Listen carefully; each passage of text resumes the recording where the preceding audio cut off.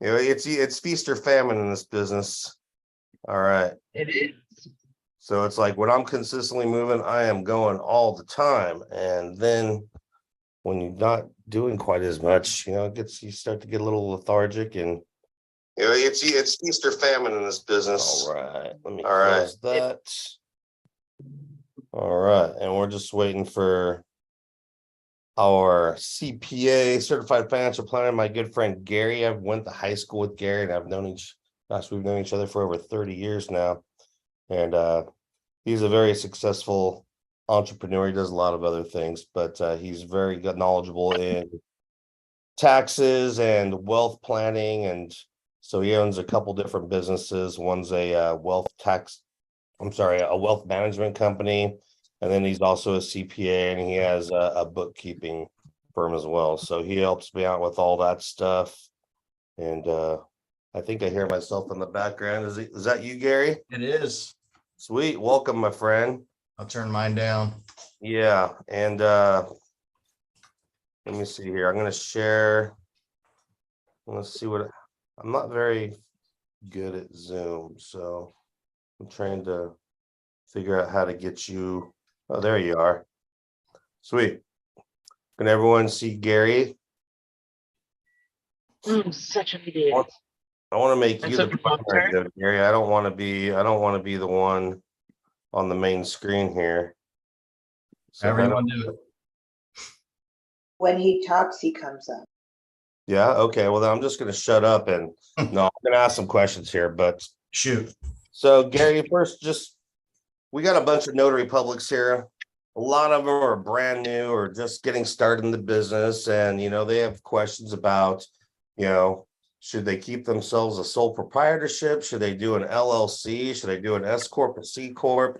Sure. I know I put you guys some great information about how we can save a ton of money. How, Gary was doing my taxes and he said I was going to $70,000 with the exception of this exemption that I knew nothing about. And he told me about it. And he literally took me from owing $70,000 to getting $6,000 back in income taxes, which was huge. And so he's going to talk a little bit about that too. It's this cool little IRS trick, IRS code something. So first off, Gary, just tell us a little bit about yourself and then maybe talk about, why should anybody consider maybe keeping their business a sole proprietorship or what's the reason for doing an LLC? Sure.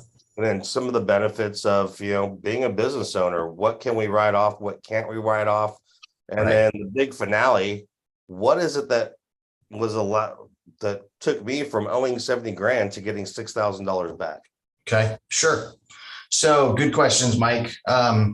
Obviously, completely different for each person, independent of the next person. It's not water cooler talk where you can get your advice from what someone else is doing, but you can certainly potentially apply the same things to your situation. So when we talk about structure, how we structure a business, when we start off a business, we have a plan, hopefully, and we have a name, hopefully, and then we apply some type of tax structure. The default tax structure is when we become what's called a sole proprietor, which means you own the business and you're representing the business. You may come up with a name where you file for what's called a DBA, doing business as, and then you would apply a name to your business, and everything your business does would flow to your personal tax return. It's called a pass-through entity,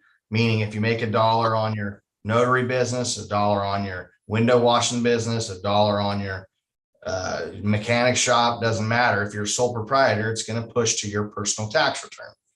And there's reasons why one would stay a sole proprietor.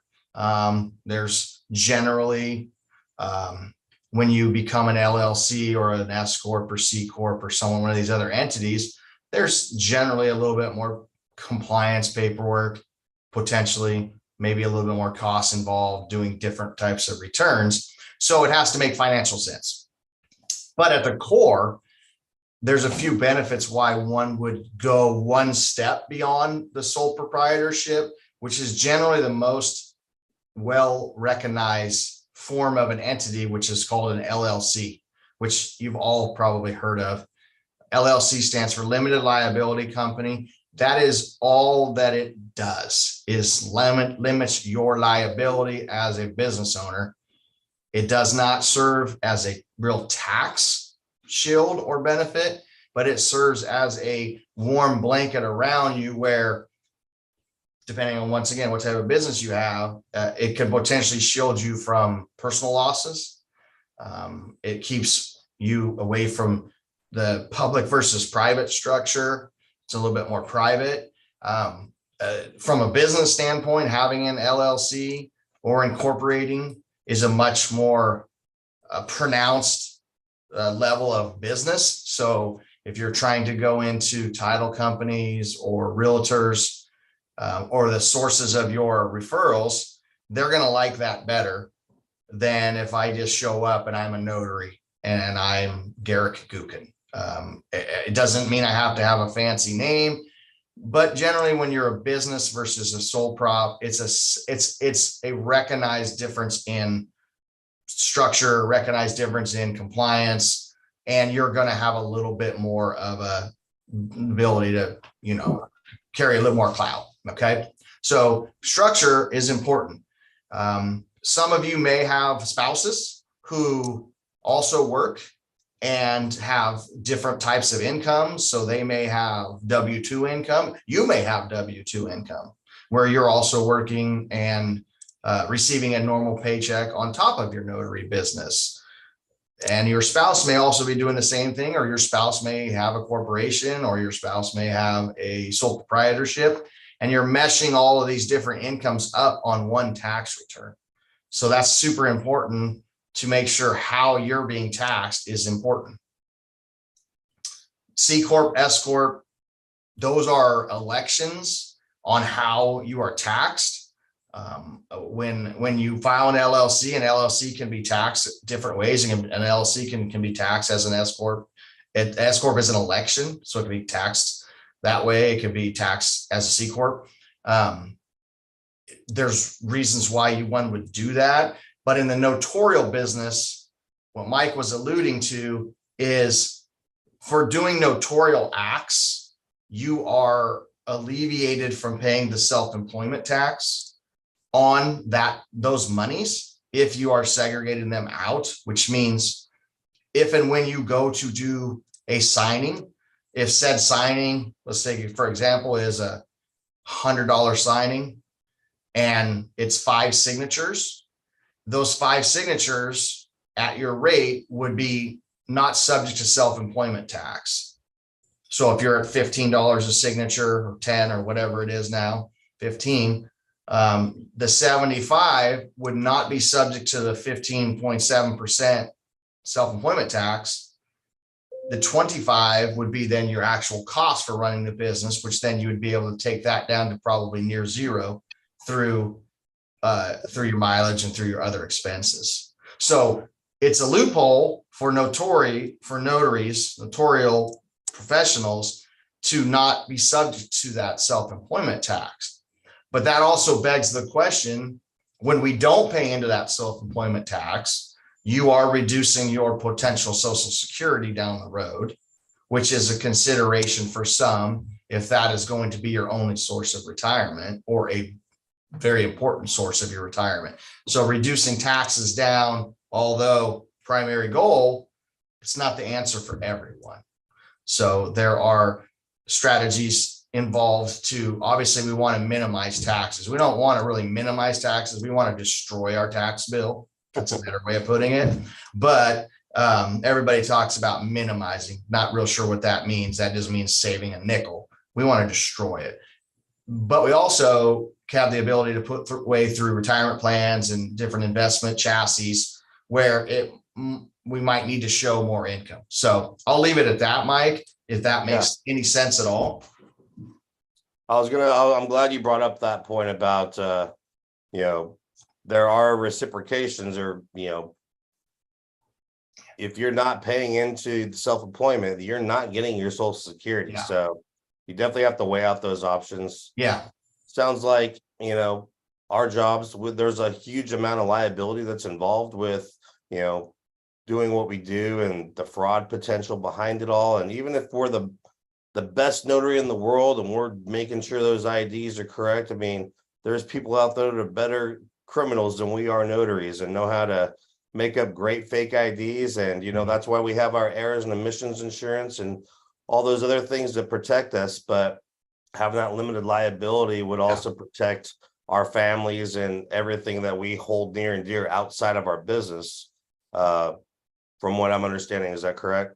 It is. And it's also when you go and you create the structure of the limited liability, it's going to be easier to get a bank loan if you needed it. It's going to be easier to probably lease a car. Right. It's a separate entity that has kind of its own credit worthiness. So if you, if you file for a tax ID number and stuff, so there's multiple benefits. And what you said is without a doubt correct. There is fraud, there's nasty people everywhere, and you are kind of in between. You're trying to verify that someone is who they are. And that can go wrong. You do have your E&O, which is, I'm assuming, pretty inexpensive to get. But the LLC is just another level of that. So, and then there are people who create LLCs and then they are taxed as S Corp and they put themselves on payroll. This is for maybe somebody who's got a pretty good practice where once you're starting to net profit about 60,000 a year, we start to look at, should we be taxed as an S Corp? And the reason why that is we can go on to payroll and we can W-2 ourselves, generally 30 to 40% of the net profit, and the rest of it will come out without self-employment also, regardless of notarial or anything else. So that math starts to pull away the further the net profit goes up. It's not cost effective for somebody to run an S Corp and payroll if they're not netting a roughly 60 grand. But once again, many probably have multiple businesses. And so they're moving some chess pieces around. Right. May I ask a question? That's some good information right there. I liked what you said about being an LLC and how that kind of portrays a reputation, if you're walking into realtors or title companies and so on and so forth. It's like you're letting people know that you mean business when you have a name associated with who you are, other than just your name, and it says LLC at the end of it, just like Signature Signings LLC. People take that as like, wow, this business is legitimate. And it's the same thing I tell you guys about, your emails. I see some of you that have like, Gary's Notary Service at hotmail.com. It's like, get a professional tag. Signature Signings, we offer that for you. It could be whatever you want to be at signaturesignings.com. If you want to associate yourself with something bigger than just being yourself. Yeah.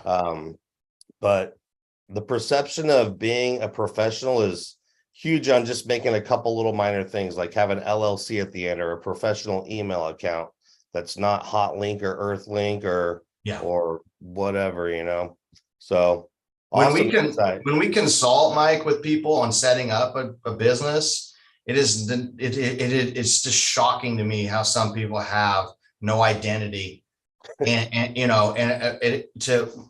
they've gotten their companies to be decent size. And I'm like, you have a Gmail account. I would never email a business that had a Gmail account. I mean, it just doesn't make sense to me that that's a real business because it took 3 seconds. Getting a domain, getting an image. I'm a proponent of not incorporating with your personal name in it because of there's privacy, there's reasons, and also structure. You don't have to act as anything more than you are because we want to live an authentic life. But if I'm Garrett Gookin, tax planning or whatever, that's it. That's never going any further than than You're this limiting to general Gary county, Dukin. right? Yeah. And if I'm sending you and it's at hotmail.com, it just doesn't portray that what we want to put off and to Right. keep it private. And so when you go with LLC or any of these incorporations above and beyond the DBA, because when you file a DBA, you're generally filing that with the county, which is they'll do a name search for the county. And if I'm, tax time, whatever, and then I get it for my county, well, the next county over, they can have the same exact name doing business as in that county, where if you do the corp, it's generally the state. So you've locked up your name, where no one else can replicate it. And that's important also in this business now where we have so much online reviewing. People are not going to take the time to try to differentiate if they're reviewing the right company. That's just, if it's tax time with TYME and then the other one's tax time with TIME, they may not know the difference and they may drop a bad review in there because it's similar. So you want an identity for sure. Amen. I mean, Gary's not just amazing at bookkeeping and having his professionals behind him that do all that and tax planning and wealth management, but he's a great motivator and inspire. Him and I go to lunch and talk all the time. And, we talk about bounce ideas off of each other and our businesses. And he's somebody that's a great person to just be able to consult with you about building your business. And I don't think it matters, Gary, in order to do business with you, you don't have to be in California, do you? No. We're very similar to your business now, where you should be running your business nationwide if possible, or outside of your scope. Now, there are some times where I know your guys' technology, I think, allows you to do some stuff out of your area now. With I forget the acronym. Online notarization. Yeah. California, we're not allowed to do that yet, but okay. in just about every other state, I think that's legal. There's probably 3 or 4 states that have not complied. Not that available to us yet. Yeah. So if it's coming, that broadens your ability to branch out. So there's definitely benefits to doing that. But yeah, we try to handle anybody wherever they're at. Awesome. Yeah. Well, I'll definitely recommend if somebody wanted to reach out to you to inquire about your services, how could they do that? So two ways. Email is always good at info at southplacertax.com. I'm going to put that in the chat here really quick. Yep. Let me see. So you said info at South Placer Tax, right? Mm-hmm. Yes. .com. Yes, sir. Info at South Placer Tax. Or they can give us a call. .com. Yep. And what's the number that they can call you at? That's going to be 916 259 1402. 1402. So I just posted that in the chat, the email and your telephone number, the office number. Yesterday, I believe, was the last day for you to file your 2022 taxes. So now it's time for us to start looking towards 2023. Today's the very first day of looking forward now and not looking back to the past. So this will be your opportunity to get with Gary and maybe book a consultation over the telephone or Zoom or however you guys decide you want to do it to, get incorporated or LLC or whatever it is you need to do to get your business on where you need it, and to also make sure that you're getting the right write-offs, knowing what you can and can't write off, and potentially getting that huge tax break with the self-employment tax that maybe it's a lot of people didn't know about. A big thing. Yeah. And a lot of CPAs, I've learned this through working with past CPAs, a lot of them, the tax code's so big, a lot of CPAs don't know everything about everything in the tax code until they come across somebody where that kind of fits the mold. And I was glad that Gary knew that for me and saved me a bunch of money on my taxes. Well, there's a moving thing with the IRS, and in 2025, we're going to lose a lot of our tax code breaks that were implemented under the Trump administration. And interesting, you bring up the deadline, Mike. I after about 4 o'clock yesterday, we finally realized that the IRS had kicked it down another month. So really? yes, as of yesterday, we have another month in California. Well, that's Whether awesome. we should or should not, we do. So it is now, I believe, November 16th to file Is an that just for on-time state return. or is that federal as well? It's IRS and for the state of California, with the exception of 3 counties, which are, I believe, one was Lassen. I don't know the other 2 counties, but 55 out of the 58 counties were given another month to file an on-time return and make payments. So once again, whether that's good or bad or that's indifferent, but for people who have not, it's always good to make sure, you can go back and look and see what was filed before too. And if we need to change some things around. So taxes is going to be more and more of a hot point going forward because our tax code is getting worse. And so for some of your members who came from a different previous industry, and now are into the notarial business, they may have left corporate job and they may have old retirement plans. Our suggestion for those is to take a look at those and very heavily consider working with somebody to start converting those over to Roth IRAs. And also getting as much money in. If we, unfortunately, there's contagion in your business right now where due to mortgage rates, we probably have seen a downturn for many people, mortgage people, realtors, notary, title, all of that same industry. So our income might be down a little bit from where we want it to be. That's a perfect opportunity to convert some old assets to Roth IRAs at very, very low bases. So that would Amen. be something to consider as well too. Does anybody have any questions for Gary that they are sitting on right now that they want to put out there to him? Yes, I do really quick. I have 2 minutes and I'll have to watch the answer on the replay. You got it. Jump in. Isn't there like a new law that just passed or is getting ready to pass that's making businesses that are an LLC having to pay more money or something like that? Haven't seen anything that is pertaining to just LLCs. About this time of year, we start getting our updates for, going forward. There's things at state laws. LLCs are generally governed by the states. So are you in California? Are you in different states? I'm in Florida. Yeah. So, we would be on the slow side of learning Florida's new rules until we go through our updates. So that's something we can fact check for you. Okay. But unlikely because it's just a pass-through entity. So all states are going to try to get a nickel if they can, with future compliance or increased compliance. So it wouldn't surprise me, but I can't confirm that. Okay, thank you. And I have to go because I'm here. Thank you. Yes, All ma'am. right. Have a great day. I heard too. somebody else jump in. Hi, I'm Maritza. Hi. Hi. The LLC reporting for 2024. Are you familiar with the changes effective for 2024 on the LLCs? I think that was the question that she just brought up there. What state are you in? Texas. Yeah. So once again, we haven't been through our updates for that for each state yet on LLC. Is it something that you've come across?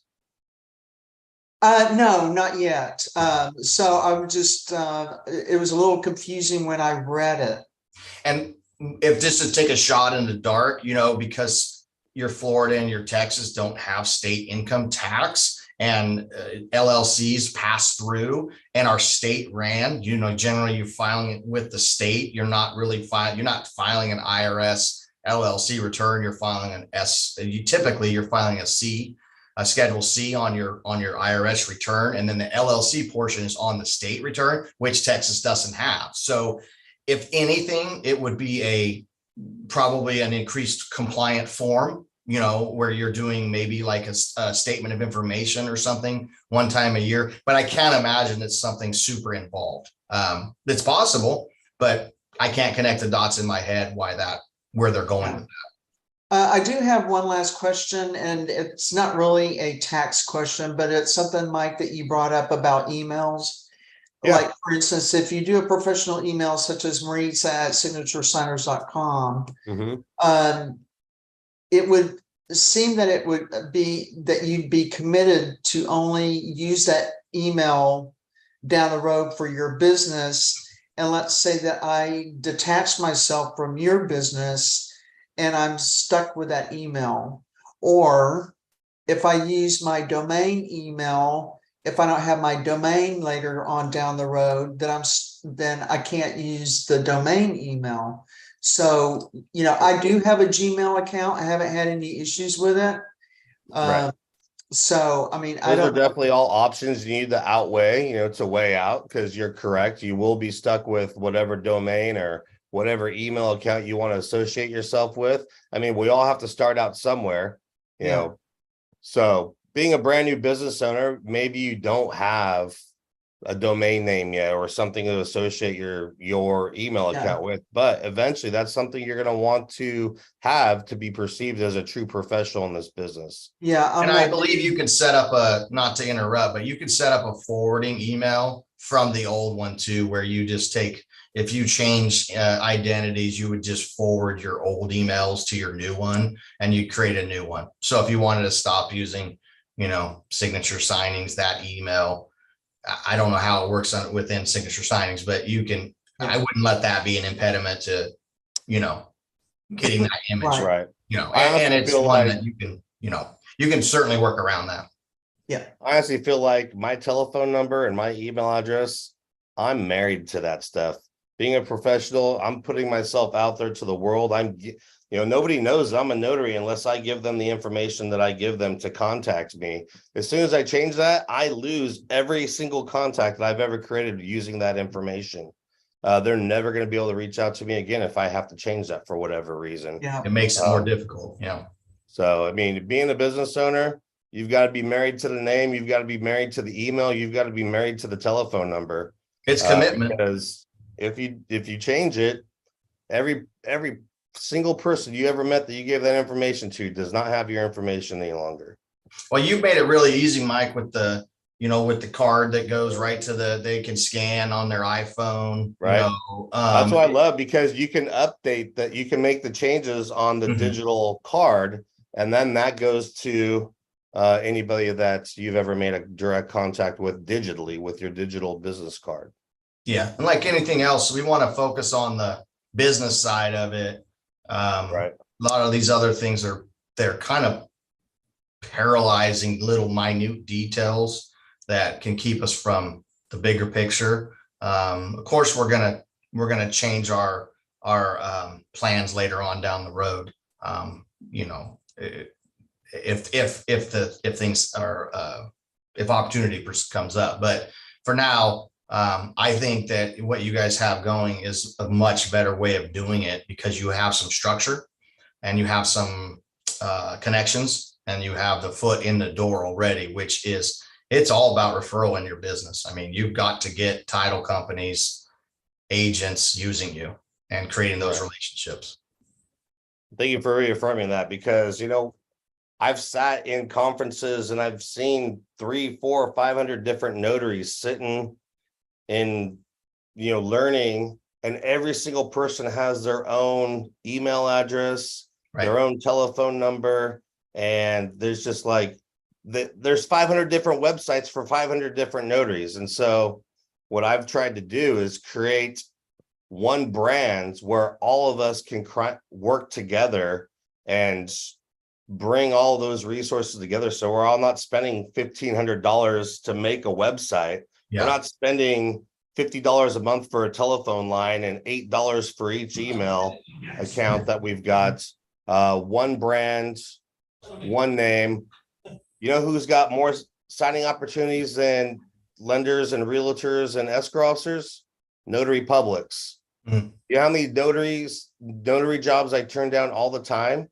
And if I say no to my clients, I don't like saying no, and they don't like to hear no. So when I let them know, hey, I have a network of other notaries that I work with, and I can share those opportunities with my other notaries, and they're part of the brand that we share. The opportunity is unlimited. So that's really what signature signing is all about, is creating one common name, one common group, we're all working under for the same reason, for the same goal, to make money. If I can't do it, one of you can. A lot of you are members of Signature Signings, are getting those benefits, but literally I'm the only person that's creating opportunity. And that's what I want to do, is try and create more opportunity for everybody by everybody else sharing their opportunities as well. When you can't do it, don't say no. Say, I've got a network A of solution. others that I can share my work with, that I can Yep. share the opportunity with. And that way you're making a little bit of money because we pay you for your referrals. The notary that gets the job is making some money. Signature Signings is making a little bit of money for the branding and the marketing that's associated with creating this name for everyone, and everyone's happy, and everyone's making some extra income that they may not be making just working for themselves as an individual. So Yeah. All right, anybody else have any more questions or concerns about anything they'd like to bring up to Garrick or myself? All right then. Well, Gary, thank you so much for being here today, my friend. I know you're a busy Sure. guy. Absolutely. Enjoy the early tax season. Oh, well, you got to work another month now, it sounds like, huh? Oh, it's we'll talk about that offline. All right. All right, everyone. You guys all have a great day. You too. Don't forget to log in if you haven't already. It's signaturessignings.com. Get your free account. We've got a great little tab on the side called the resources tab that just has all kinds of free resources to help you guys with your business. Take our vetting quiz if you haven't already. Once you pass the vetting quiz, we can get you in our system as a preferred member and preferred signer. Any signings that come through our network from other notaries or directly to us, potentially can go to you once you're vetted, and we know that you know what we all want to, have as a quality signing agent. And if you're not there yet, I'm probably going to be resetting the test towards the beginning of next year, around January, and give everybody a chance to retest if they didn't pass it the first time. We want quality signing agents representing us and our members and our clients. So go check us out, signaturescience.com. Gary, again, thanks for your time and energy. Thanks for showing up and taking the time to invest in your business by listening to us. Hopefully we added some value to that today. And you guys all have a great day. Be safe out there. Take care. Bye.